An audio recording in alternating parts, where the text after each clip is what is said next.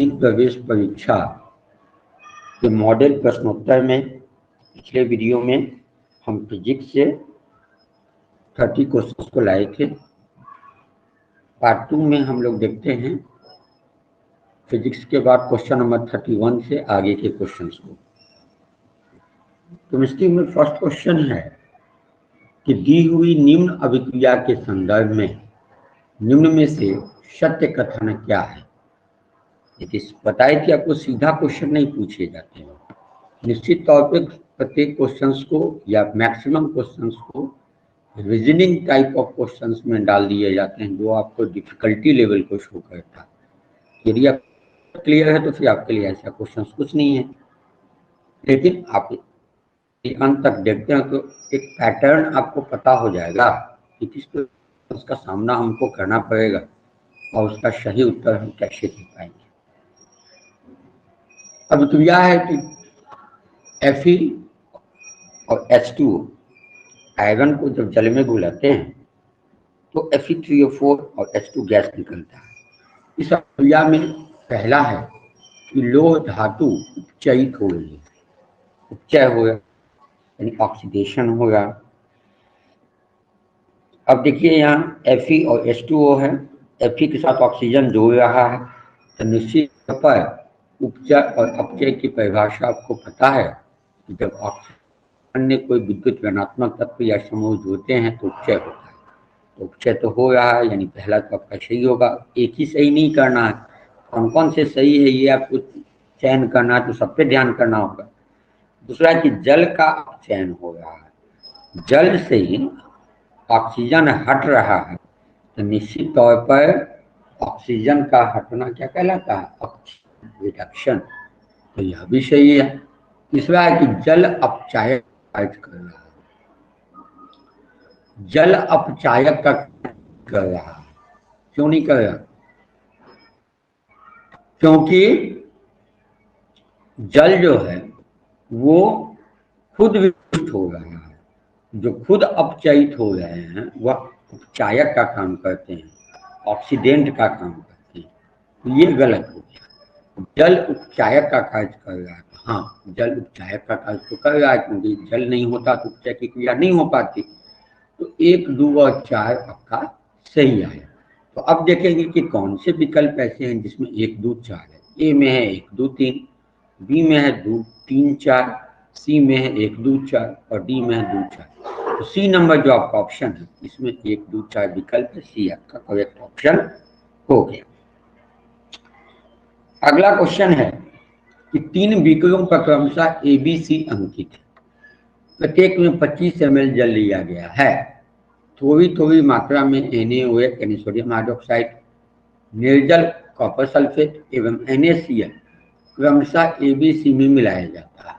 यानी ए में NaOH मिलाया गया, बी में ClSO4 मिलाया गया और सी में NaCl मिलाया गया। बीकर ए एवं बीकर बी में रखे विलयनों के ताप में वृद्धि जबकि बीकर सी में रखे गए विलयन के ताप में कमी अपेक्षित की गई। ऐसा देखा गया कि ए और बी का ताप बढ़ गया है जबकि सी के ताप में घट गया है। यह कौन सा कथन सत्य है?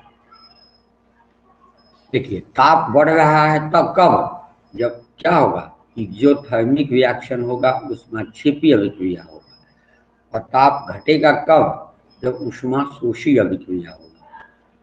तो बीकर ए एवं बी ऊष्माशोषी प्रक्रम घटित हुआ है, ये गलत है, क्योंकि जब ताप में वृद्धि होगी ए और बी में तो ऊष्माशोषी तो होगा नहीं, ऊष्माक्षेपी होगा। तो बी में है कि बीकर ए एवं बी में ऊष्माक्षेपी प्रक्रम घटित हुआ, ये सही क्वेश्चन है। बीकर सी में ऊष्माक्षेपी प्रक्रम घटित हुआ, ये गलत है, क्योंकि ऊष्माशोषी हुआ तब ना ताप घट गया है। और बीकर डी में ऊष्माशोषी प्रक्रम घटित हुआ, ये सही है। तो आपका 2 और 4 सही है। तो 2 और 4 आपका विकल्प नंबर डी में, किसी में नहीं। ये ऑप्शन लगाने में गलत हो गए, विकल्प होंगे 2 और 4। अगला है कि बेरियम क्लोराइड अमोनियम सल्फेट से अभिक्रिया करके बेरियम सल्फेट एवं अमोनियम क्लोराइड बनाता है। बेरियम क्लोराइड है, अमोनियम सल्फेट से अभिक्रिया करके बेरियम सल्फेट और अमोनियम क्लोराइड बनाता है। तो दोनों उभय विस्थापन जिसको कहते हैं। कौन से कथन अभिक्रिया को सही? विस्थापन अभिक्रिया, अवक्षेपण अभिक्रिया, संयोजन अभिक्रिया, द्विविस्थापन। यहाँ द्विविस्थापन अभिक्रिया तो निश्चित तौर पे है, ठीक है, और भी होगा क्योंकि अमोनियम क्लोराइड का अवक्षेप बनता है। तो 2 और 4 आपका करेक्ट ऑप्शन हो गया डी। अगला है कि निम्न परिघटनाओं का कौन सा समुच्चय ताप बढ़ाने पर बढ़ेगा?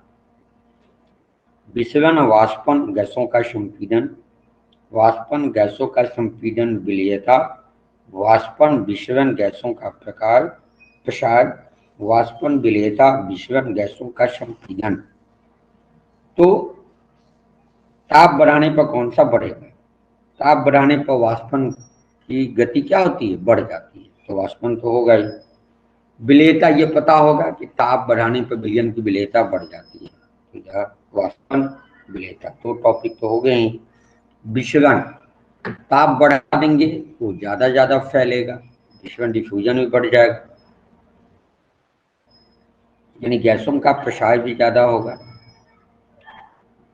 लेकिन गैसों का जो संपीड़न है वह संपीड़न नहीं, वह संपीड़न कंडेंस्ड होना, नजदीक आना, ताप बढ़ाने पर वो घटेगा। तो निश्चित तौर पर विसरण, वाष्पन, गैसों का संपीड़न, क्योंकि गैसों का संपीड़न है तो ये नहीं होगा। वाष्पन, गैसों का संपीड़न, विलेयता, यहाँ गैसों का संपीड़न नहीं होता तब होता, तो यह भी नहीं होगा। गैसों का संपीड़न इसमें भी 3 नंबर में, वाष्पन, विसरण और गैसों का प्रसार, यही सही ऑप्शन होंगे। अगला है कि लोहे से बनी वस्तु में जंग लगने को कहते हैं? संक्षारण तथा यह एक भौतिक और रासायनिक परिवर्तन भी है। विलयन तथा एक भौतिक परिवर्तन है, विलयन तो कहते नहीं, संक्षारण ही कहते हैं। और यह एक रासायनिक परिवर्तन है। भौतिक परिवर्तन किसको कहते हैं? जब पुनः हम उसको वापस ला सकते हैं। जब लोहा में एक बार जंग लग जाएगा तो उसको लौटा के पुनः हम सही लोहा नहीं बना सकते। तो सी होगा, संक्षारण तथा यह एक रासायनिक परिवर्तन है। आयोडीन का टिंचर प्रतिरोधी गुण रखता है, यह विलयन निम्न से किसके घोलने पर बनता है? तो आयोडीन अल्कोहल में आयोडीन को मिला के बनता है। तो यह देखिए कौन सा विकल्प है? पोटेशियम आयोडाइड में आयोडीन, वैसलीन में आयोडीन, जल में आयोडीन। तो डी होगा सही ऑप्शन। अल्कोहल में आयोडीन को मिला के टिंचर आयोडीन बनता है, जो आप घाव वगैरह में जो लाल वाला विलयन लगाया जाता है। अगला, निम्न में से कौन भौतिक परिवर्तन कौन से है? लौह धातु का पिघलना, लौह धातु का पिघलना, पिघलेगा पुनः जम जाएगा, तो ये भौतिक परिवर्तन हो सकता है। लोहे में जंग लगना ये भौतिक नहीं है। एक लौह क्षय को मोड़ना ये भौतिक है, पुनः हम उसको। लौह धातु का एक तार खींचना, लौह धातु का एक तार खींचेंगे पुनः तार को हम लपेट सकते हैं, इसमें कोई रिएक्शन नहीं होगा। 1, 3 और 4 होगा, तो 1, 3 और 4 सी नंबर में है, तो सी करेक्ट ऑप्शन होगा। 2 रासायनिक स्पीशीज एक्स तथा वाई आपस में संयुक्त होकर पी उत्पाद बनाती है, जिसमें एक्स तथा वाई दोनों उपस्थित हैं, ठीक है, एक्स प्लस वाई पी है। एक्स तथा वाई को सरल रासायनिक अभिक्रिया द्वारा सरल पदार्थों में नहीं तोड़ा जा सकता है। निम्न में से एक्स वाई पी स्पीशीज के संदर्भ में सत्य है? पहला, पी एक यौगिक है, ये तो सत्य है। एक्स तथा वाई यौगिक है, ये गलत है। एक्स तथा वाई क्या है? तत्व, क्योंकि यहाँ है सरल पदार्थों में नहीं तोड़ा जा सकता, ये तत्व के गुण होते हैं। एक्स तथा वाई तत्व ये सही है, तो क्या हो गया? 1, 3 तो सही हो गया। पी का एक निश्चित संगठन है, तो यौगिक के अपने एक निश्चित संगठन होते हैं, तो 1, 3, 4 सही हो गया, यानी डी नंबर ऑप्शन हो गया करेक्ट ऑप्शन। अगला है कि अरुण ने जल में सोडियम क्लोराइड को का 0.01% द्रव्यमान विलयन बनाया। कौन सा विलयन का सही संगठन व्यक्त करता है? ठीक है, 0.01% द्रव्यमान का विलयन बनाया।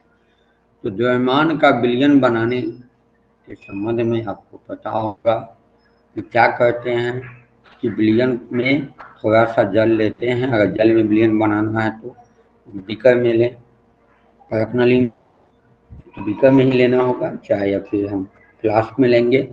और उसमें जो है हम जल को माप लेते हैं और जल को मापने के बाद उसमें डिजॉल्व करते जाते हैं। डिजॉल्व करने के बाद जब पूरा डिजॉल्व हो जाता है तो फिर उसको हम पोर कर देते हैं जहाँ तक हमको लेना है। तो परसेंटेज है तो 100 ml लेंगे, तो 100 यहाँ ग्राम परसेंटेज है तो ग्राम लेंगे, तो 0.01 ग्राम NaCl ले लिया जो लेना ही है, और बाकी जो बचा 100 में 99.99 ये ग्राम जल ले लिए, तो सी करेक्ट ऑप्शन हो गया। 40 क्वेश्चन है कि निम्न में से कौन सा 360 ग्राम जल को सही रूप से निरूपित करता है। अब 360 ग्राम जल, देखिए जल का अनुसूत्र होता है H2O। H2O हो गया तो आणविक द्रव्यमान कितना हो गया, ऑक्सीजन का हो गया 16 और हाइड्रोजन, एक हाइड्रोजन का 1 तो 2 हाइड्रोजन का 18 ग्राम, तो 18 ग्राम हो गया 1 मोल। 360 ग्राम हो गया 20 मोल, तो 20 मोल जल यानी सेकेंड नंबर तो आ ही गया 20 मोल जल। अब आपको ये पता है कि जल एक अणु में कितने होते हैं, 1 मोल में 6.022 इंटू 10⁻20 क्या होते हैं, अणु होते हैं। तो इसी को एवोगाड्रो संख्या भी आप कहते हैं। तो 20 में 6.022 से गुना करेंगे तो यह आ जाएगा 1.2044 इंटू 10⁻25। 2 और 4 करेक्ट ऑप्शन हो गया। तो 2 और 4 डी नंबर में दिया हुआ है, तो डी नंबर आपके सही ऑप्शन हो गया। अगला है कि निम्न में से किसका भार सबसे अधिक हो, सुक्रोज के 0.2 मोल, CO2 के 2 मोल, CaCO3 के 2 मोल, H2O के 10 मोल। तो आपको सबका निकालना होगा। H2O के 1 मोल का 18 है तो 10 मोल का 180 हो गया, 180 का हो गया। CO2 का 2 मोल है तो CO2 का 1 मोल हो गया कार्बन का 12 और ऑक्सीजन का 32, तो 44 गुने 2 88 ग्राम हो गया। ये 88 हो गया तो ये तो कम हो गया, ये है 180, तो ये तो बी तो होगा नहीं। अब डी और आगे में देखें, सुक्रोज के 0.2 मोल है, सुक्रोज का देखिए 12 और गुने 12 144 हो गया, 22 हो गया हाइड्रोजन का, तो 144 और 22 166। एक ऑक्सीजन का 11 है, 12 है, 16 है, तो 11 ऑक्सीजन का 160, 16 176 हो गया। तो 176 और 22 198 और 144, तो 298 और 44 342 हो गया। तो 342 हो गया 1 मोल का, और तो 2 मोल का हो गया 684 और 0.2 मोल का हो गया 68.4, तो 68.4 तो इससे भी कम हो गया, तो यह भी नहीं होगा। अब CaCO3 का 2 मोल देखिए, कैल्शियम कार्बोनेट का, कैल्शियम का 40, कार्बन का 12, 52 हो गया और 48, 100 हो गया, तो 200 मोल हो गया। तो सबसे अधिक तो इसी का हो गया 2, तो सी हो गया करेक्ट ऑप्शन। कैसे निकालेंगे, क्लियर हो गया। एक बीकर में 3.42 ग्राम सुक्रोज को 18 ग्राम जल में विलय किया जाता है। विलयन में उपस्थित ऑक्सीजन परमाणुओं की संख्या क्या, ठीक है। तो देखिए 18 ग्राम जल में सुक्रोज, ठीक, सुक्रोज क्या होता है, C12H22O11, तो ऑक्सीजन हो गया 11, और ऑक्सीजन का कितना मोल हो गया यह देख लीजिए, जल में H2O हो गया, उसके कितने मोल किया, तो 1 मोल पूरा है और यह 342 है तो 0.01 मोल। उस मोल के हिसाब से हम कोई एवोगाड्रो संख्या में निकालेंगे तो यह आ जाएगा 6.6 से 10^23। अगला हो गया कि भौतिक अवस्था में परिवर्तन लाया जा सकता है केवल जब तंत्र को ऊर्जा दी जाती है, केवल जब तंत्र से ऊर्जा ली जाती है, केवल जब तंत्र को ऊर्जा दी जाती है या ली जाती है, बिना किसी ऊर्जा परिवर्तन के, है ना। तो भौतिक परिवर्तन किया जा सकता है जब ऊर्जा दी भी जा सकती है या ली भी जा सकती है। बिना ऊर्जा परिवर्तन के संभव नहीं है। कुछ न कुछ स्थितिज ऊर्जा, गतिज ऊर्जा, कुछ न कुछ चेंजिंग हो। अगला है कि रदरफोर्ड का जो अल्फा कण प्रकीर्णन प्रयोग इसकी खोज के लिए उत्तरदायी था। तो रदरफोर्ड का अल्फा कण परमाणु की केंद्रक की खोज था। अब देखे होंगे कि वो सिद्धांत दिए थे कि जब स्वर्ण पत्थर पर अल्फा कण का प्रहार हुआ था कि अधिकांश परमाणु, अधिकांश जो कण है अल्फा किरण, वह जो ठीक पत्थर के बीच में जा रहा था वो सीधे वापिस आ रहा था, जिसको सिद्धांत दिए थे कि परमाणु का अधिकांश भाग उसके केंद्र में केंद्रित करता, यानी वो केंद्रक पर डिपेंड। ठीक है, तो ए हो गया करेक्ट ऑप्शन। एक तत्व के समस्थानिक में होते हैं आइसोमर्स में भौतिक गुण, भिन्न रासायनिक गुण, भिन्न परमाणु संख्या, न्यूट्रॉन की अलग अलग संख्या होती है। जैसे 6C612, 6C14 कार्बन के 2 समस्थानिक है, पहले में न्यूट्रॉन की संख्या 6 है, दूसरे में 8 है, तो न्यूट्रॉन की संख्या अलग अलग हो जाती है। अगला है कि क्लोरीन आयन में संयोजकता इलेक्ट्रॉन की संख्या होती है ना। तो क्लोरीन में ऐसे सात होती है जब एक ले लेता है, Cl- आ गया, तो एक ले लिया यानी इलेक्ट्रॉन बढ़ गया तो 8। तो ये इलेक्ट्रॉन की संख्या, वैलेंस इलेक्ट्रॉन की संख्या कितनी हो गई? 8। अगला है कि डाल्टन के परमाणु सिद्धांत ने सफलतापूर्वक समझाया द्रव्यमान संरक्षण का नियम, स्थिर अनुपात का नियम, रेडियो एक्टिविटा का नियम, गुणित अनुपात। देखिए रेडियो एक्टिविटा का नियम तो इसने नहीं समझाया। ठीक है, डाल्टन का जो परमाणु सिद्धांत था वो द्रव्यमान संरक्षण के नियम को बताया, स्थिर अनुपात के नियम को भी बताया और गुणित अनुपात के नियम। हालांकि स्थिर अनुपात के नियम का प्रतिपादन प्रॉस्ट ने किया था, लेकिन वो डाल्टन के सिद्धांत से प्रेरित थे। तो 1, 2 और 4। रदरफोर्ड के नाभिकीय प्रतिरूप के संबंध में कौन से कथन सही हैं? रदरफोर्ड ने नाभिक को धनावेशित माना, ये तो सही है कि धनावेशित माने, प्रमाणित किया कि अल्फा कण हाइड्रोजन परमाणु से 4 गुना भारी है। स्वपरिभाषा तुलना की जा सकती है, थॉमसन मॉडल से सहमति दर्शाता है। ठीक है, अल्फा कण हाइड्रोजन परमाणु से 4 गुना भारी है, यह भी सही था। तो नाभिकीय प्रतिरूप में 1 और 2 होगा, कि इसमें ऑप्शन में नहीं आया है बाई मिस्टेक, 1 और 2 ही सही होगा। ठीक है, अगला है कि एक तत्व के निम्न में से कौन से विकल्प सही है? परमाणु संख्या अगर प्रोटॉन की संख्या प्लस इलेक्ट्रॉन की संख्या, ये तो होता नहीं, प्लस होता नहीं, इलेक्ट्रॉन की संख्या बराबर रहता। द्रव्यमान संख्या अगर प्रोटॉन की संख्या प्लस न्यूट्रॉन की संख्या, ये सही है। द्रव्यमान संख्या क्या था? प्रोटॉन की संख्या न्यूट्रॉन की संख्या। परमाणु द्रव्यमान में प्रोटॉन की संख्या प्लस न्यूट्रॉन की संख्या।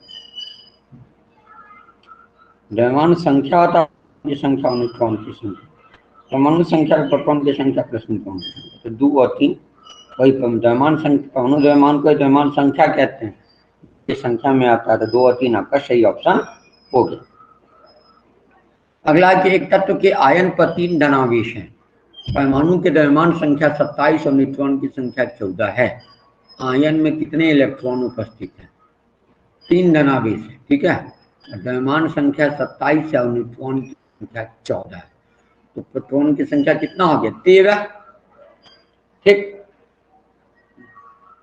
प्रोटॉन की संख्या हो गई, द्रव्यमान संख्या माइनस न्यूट्रॉन की संख्या, तो इलेक्ट्रॉन की संख्या 13 होगी। 2, 8, 3 और 3 हटा दिया। ठीक है, तो आयन में कितने इलेक्ट्रॉन उपस्थित हैं।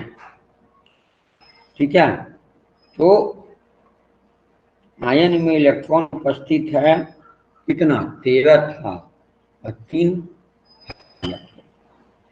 तो 8 हो गया था, 8 2 10 इलेक्ट्रॉन उपस्थित है। ये भी आपका रीजनिंग टाइप है। क्लियर हो गया? एक और बता देते हैं। देखिए, प्रोटॉन की संख्या होता है द्रव्यमान की संख्या में इलेक्ट्रॉन की संख्या, तो 27 में से आप 14 घटाएंगे तो 13 आ गया।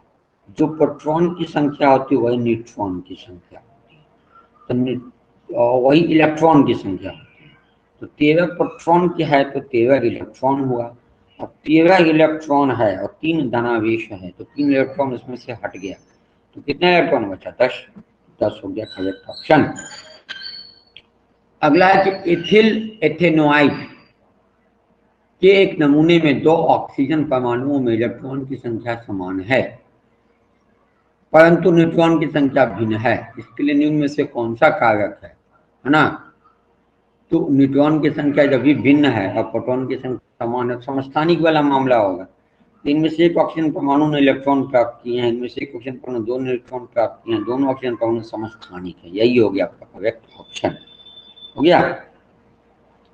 अगला है कि एक संयोजकता वाले तत्व होते हैं सदैव धातु, सदैव उपधातु, धातु या धातु, सदैव उपधातु। एक संयोजकता देखिए सोडियम का भी है और क्लोरीन का भी एक संयोजकता है। तो उपधातु तो चाय वाले होते हैं, तो इसी तौर पे धातु भी हो सकता है या अधातु भी हो सकता है। ठीक। अगला है कि परमाणु मॉडलों का समय के साथ सुधार होता आ रहा है। निम्न परमाणु मॉडलों को उनके कालानुक्रमानुसार व्यवस्थित कीजिए। यानी जो पहले मॉडल दिए गए हैं उसको पहले लिखना है, जो बाद में दिए गए हैं उसको बाद में लिखना है। ये पता होगा कि सबसे पहले थॉमसन दिए थे, फिर रदरफोर्ड दिए थे, फिर बोर दिए थे। तो यहाँ देखिए थॉमसन 2 नंबर में है, 1 नंबर में रदरफोर्ड और 3 नंबर में बोर है, तो 2 1 3, 2 1 3 का क्रम। ए में है 1 2 3, ये होगा नहीं। बी में 2 3 1, ये होगा नहीं। सी में है 2 1 3, सी हो गया आपका करेक्ट ऑप्शन। निम्न में से कौन सा कथन आधुनिक आवर्त तालिका के संदर्भ में असत्य है। पहला है कि आधुनिक आवर्त तालिका में तत्वों को उनके घटते परमाणु क्रमांक के क्रम में व्यवस्थित किया गया है।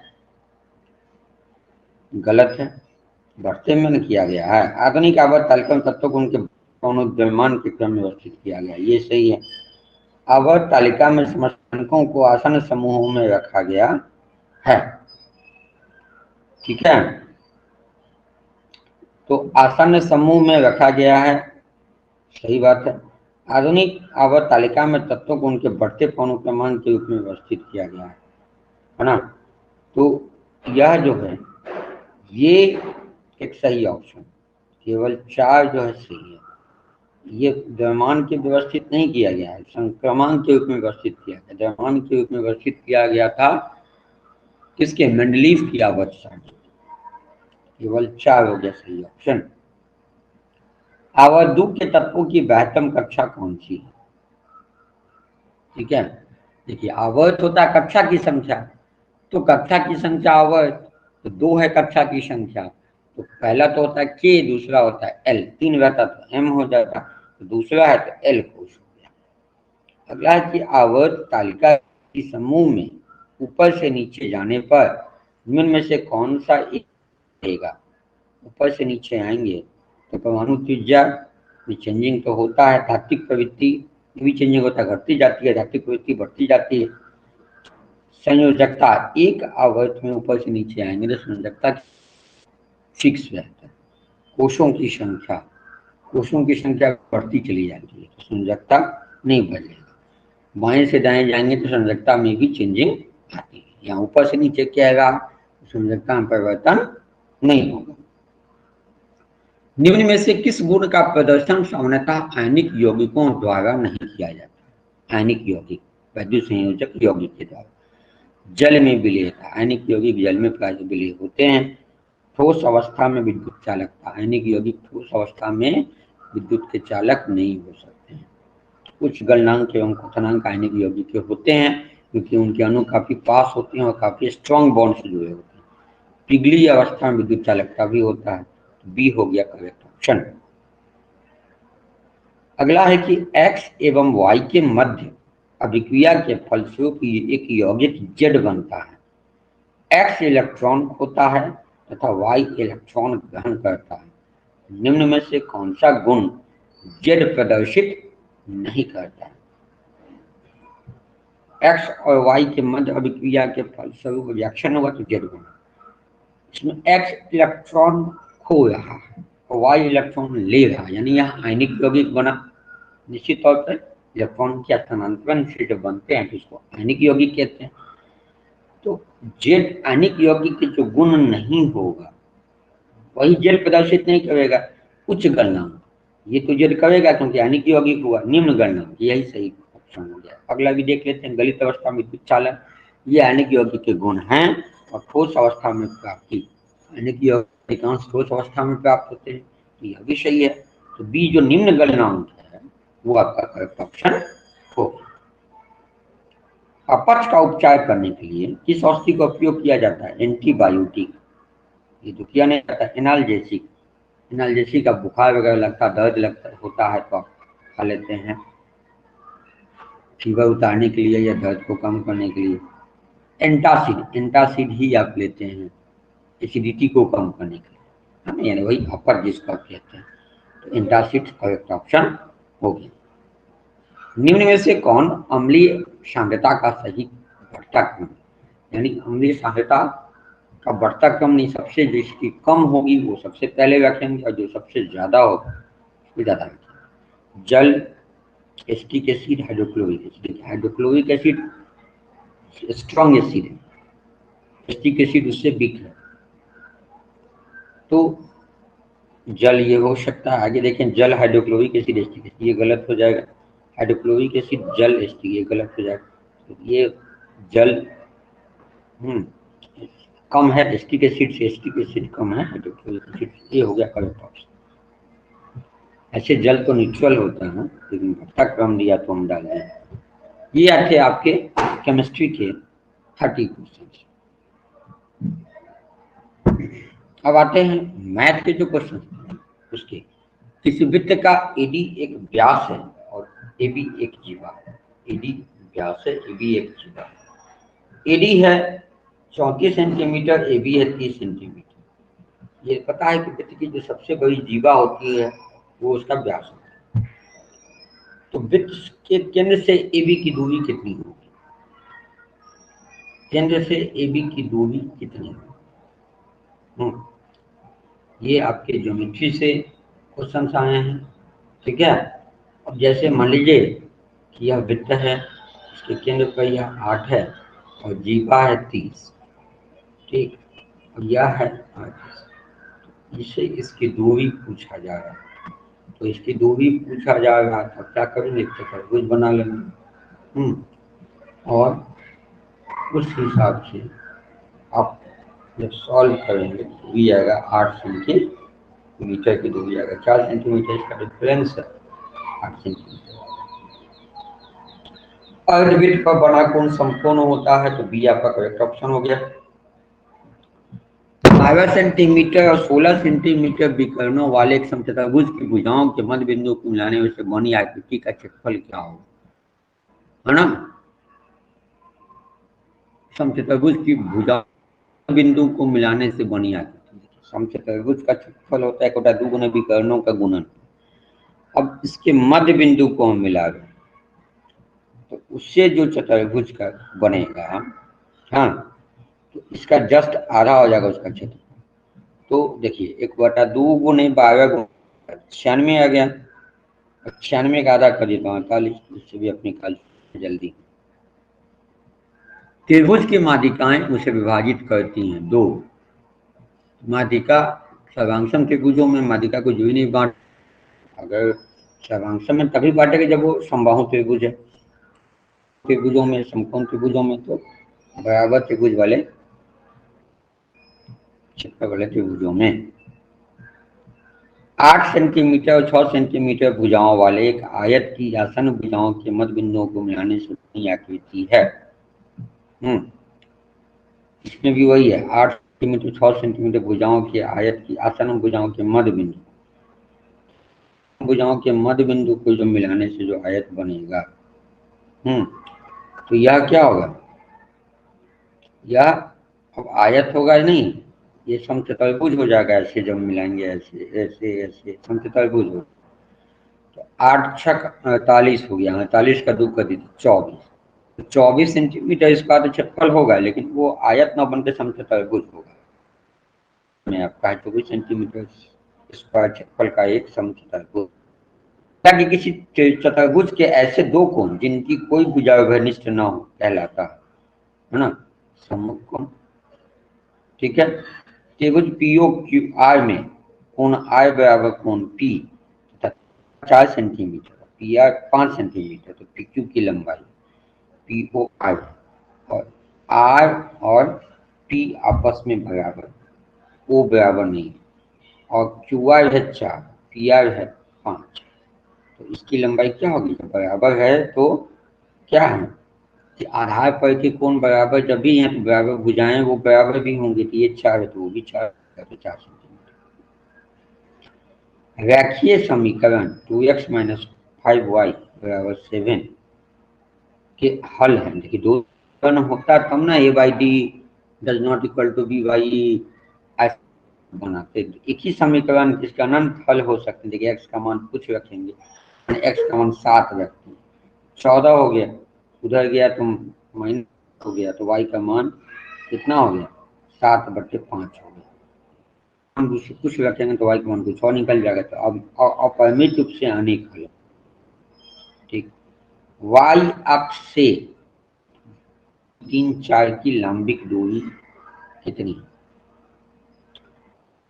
अक्ष है, तो y अक्ष का जो x नियामक होगा, है ना, वह y अक्ष का जो y नियामक होगा शून्य होगा, और x नियामक समथिंग कुछ होगा, तो यहाँ जो है लंबिक दूरी क्या हो जाएगी, निश्चित जो x का डिस्टेंस है वही होगा, तो 3। क्लियर हो गया। P x square minus 2√2x + 1, तो p √2√2, तो यहाँ x की जगह 2√2 डालेंगे, यहाँ हो गया 4 गुना 8 माइनस फिर 2√2 डाले तो हो गया 2 गुना 4 गुना 8, 8 8 कट गया तो 1 बच गया, तो 1 ये ऑप्शन। यदि x पर पावर 51 + 51 x + 1 से भाग दिया जाए तो शेषफल क्या है ना, तो देखिए x पर -1 रख लेते हैं, x + 1 बराबर 0, या मैथ की चीज में क्या x का मान -1 रखिए तो -1 पर पावर 51 रखेंगे ना, तो -1 पे पावर 51 रखेंगे प्लस 51 रखेंगे, तो -1 पे पावर तो -1 ही आएगा, 1 पे आप पावर 2 डाले 3 डाले 20 डाले तो -1 आ गया, तो -1 प्लस 51 50 आ गया, तो ये आपका बिना बनाए 20 को आप हल्का दिमाग लगाएंगे तो ऐसे क्वेश्चंस को आप सॉल्व कर सकते हैं। अगला है कि 256 का पावर 0.016 गुने 256 का पावर 0.09 क्या होगा। गुना में अगर आधार समान है तो पावर जुट जाता है, 0.16 और 0.09 जुट कितना हो गया 0.25। 256 किसका वर्ग होता है, हाँ 16 का होता है स्क्वायर, 16 हो गया क्या 2 और पावर 8 कट किया, 256 क्या हो गया 4 हो गया करेक्ट। ठीक है, अगला हो गया कि दो बेलनों की त्रिज्याएं 2:3 के अनुपात में तथा उनकी ऊंचाइयों का अनुपात 5:3 है। क्या बेलन का जो आयतन होता है पाई r² होता है, तो अब क्या मान लीजिए कि 2x है 3x, 5y है 3y, तो यह हो गया पाई गुने r तो 4x² गुने 5y², तो two pi pi r square है, आर स्क्वायर हो गया 4 पंचे 20, 20 एक्स वाई हो गया, पाई पाई तो पाई कट ही जाएगा, 20 यहाँ आया, यहाँ 3 तिया 9 तिया 27, तो 20 अनुपात 27 आ गया, तो ऑप्शन हो गया। अगला कि यदि आंकड़ों के प्रत्येक प्रेक्षण में 5 की वृद्धि की जाती है तो इसका माध्य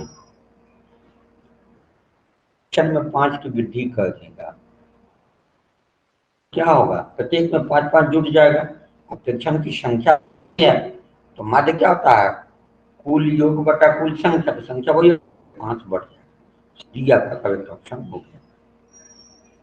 अगला है कि 19 से 36 महीने की आयु वाले 364 बच्चों को किए गए एक सर्वे में यह पाया गया कि 91 बच्चे आलू के चिप्स खाना पसंद करते हैं, इनमें से एक बच्चा यदि यदि आजादी से चुना जाता है तो इसकी प्रायिकता क्या है कि वह बच्चा आलू की चिप्स नहीं पसंद।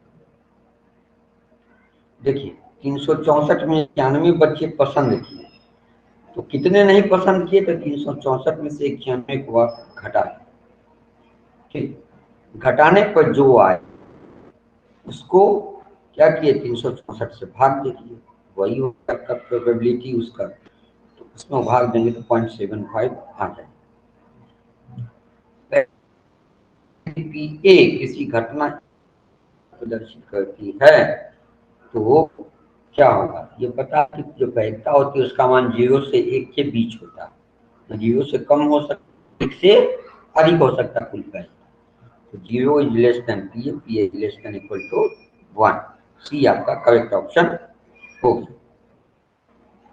अगला है कि एक ठोस 2 सेंटीमीटर व्यास एवं 16 सेंटीमीटर ऊंचाई वाले बेलन को पिघलाकर 12 सर्वांशों गोले बनाए जाते हैं, तो प्रत्येक गोले का व्यास, ठीक है, इसका आयतन निकाल लेंगे, 2 सेंटीमीटर व्यास है तो त्रिज्या हो गया 1 सेंटीमीटर, 16 सेंटीमीटर ऊंचाई,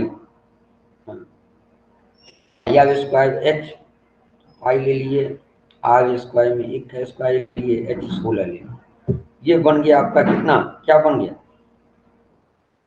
बेलन का आयतन हो गया, इसी को पिघला दिए 12 से बाहर एक गोले का आयतन हो गया, गोले का आयतन हो गया तो 4/3 पाई आर क्यूब उसका व्यास होता है और उसका क्षेत्र आयतन होता है, तो जो 12 से भाग देने पर आया वह एक गोले का आयतन, उसी को फिर हम एक गोले का आयतन में हम मान डालेंगे तो आय का मान निकल जाएगा, आय निकल जाएगा, उस आय में हम 2 से गुना कर देंगे, उसका व्यास निकल जाएगा, बनाएंगे तो आपका 2 सेंटीमीटर आएगा।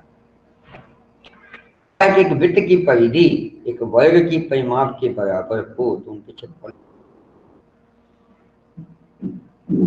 ठीक है, परिधि होता है 2 पाई आर और वर्ग का परिमाप होता है 4 गुने भुजा, है ना, तो 2 पाई आर और 4 गुने भुजा बराबर आ रहा है, तो आप देखेंगे कि भुजाओं का अनुपात क्या होगा, है ना, 2 पाई आर 4 गुने भुजा है, तो आर बटे भुजा जो वो हो गया पाई अनुपात 2, पाई अनुपात 2,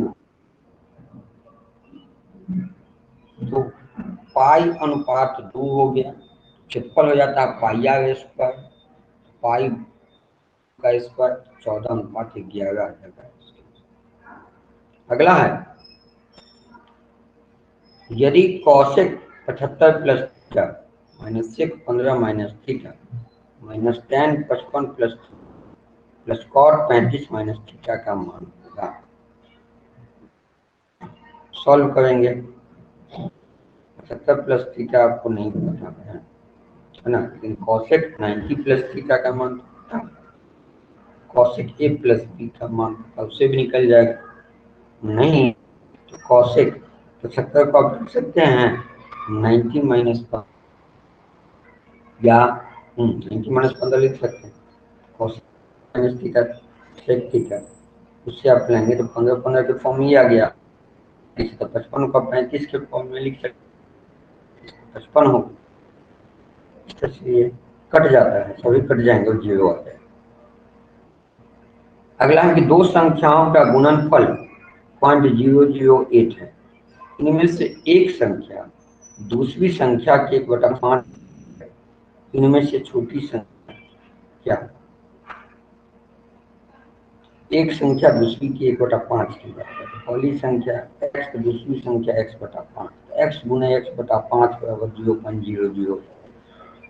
एक x का मान निकल आएगा, x/5 ना, छोटी संख्या पूछ रहा तो x का मान जब निकल आएगा तो x का मान जो निकलेगा तो उस पर भी क्वेश्चन आंसर दिया होगा, वो नहीं निकाल देना कहता कि छोटी संख्या x होगा कि x/5 होगा, तो x/5 होगा। डी आपका आ जाएगा, इसमें आंसर सॉल्व करेंगे। अगला है कि ए अकेला किसी कार्य को 18 दिन में तथा बी अकेला इसे 15 दिनों में पूरा कर सकता है। बी अकेले पर 10 दिन में कार्य करके छोड़ दिया, शेष कार्य को ए अकेला कितने दिनों में पूरा करेगा। ये सभी अंगणितीय क्वेश्चंस भी कम से कम 10 क्वेश्चन पर देखने के, जो ऑफलाइन क्लास की है उनका खत्म कर चुके हैं पूरा अंगणित। तो ये समय और काम से ये क्वेश्चन है।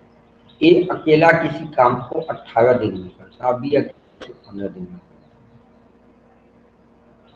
ठीक, तो 1/18 जो 1/15 है तो बनाते हैं, बी अकेले इस पर 10 दिन में करके छोड़ दिया, तो बी अकेला एक दिन में 1/15 किया था, 10 दिन में 15 काम करके छोड़ दिया, 10/15 यानी 2/3 है ना। तो नहीं 10/, हाँ ठीक है 2/3, तो 2/3 काम कर दिया है बी, 1/3 काम बचा, तो 1/3 काम बचा है और ए